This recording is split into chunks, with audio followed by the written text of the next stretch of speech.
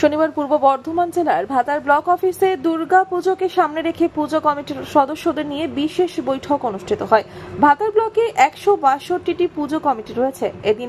এদিন এই বৈঠকে উপস্থিত ছিলেন বিধায়ক মান গোবিন্দ অধিকারী, ভাতারের বিডিও দেবজিৎ দত্ত, ভাতারের ফায়ার ব্রিগেডের আধিকারিক দেবব্রত দেব এবং সঞ্জীব চৌধুরী, ভাতার থানার আধিকারিক সুভাষ পাল এবং বাণী শঙ্কর মহাপাত্র, বিদ্যুৎ দপ্তরের আধিকারিক অভিজিৎ গোস্বামী। পারমিশনের যেটা আমরা পেপারসগুলো দেখছি সেগুলো একটুখানি নোট করে নেবেন। আমরা বাইরের পিলারের মধ্যে আমি চিঠি দিচ্ছি, সেখান থেকেও আমরা নোট করে বা ফটো তুলে নিতে পারি।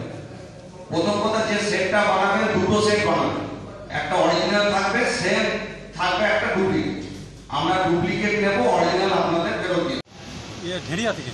কি নাম আপনাদের? আপনাদের নাম হচ্ছে ঢেরিয়া সার্বজনীন পুজো কমিটি, হাজরাপাড়া পুজো কমিটি। কত বছর করছেন পুজো আপনারা? তাও 30 বছর। আজ কোথায় এসছেন? আজকে বিডিও অফিসে মিটিং আছে, এসেছি। আপনাদেরকে নির্দেশ দিচ্ছে কিভাবে পুজো? বিডিও বা এমএলএ সাহেব ডেকেছেন, নির্দেশ দিয়েছেন যে আসার। কি নাম আপনার? আমার নাম মৃণালকান্তি হাজরা। কি দায়িত্বে রয়েছেন? আমি সেক্রেটারি। বাজার থেকে আমিরুল ইসলামের রিপোর্ট, আনন্দ বার্তা।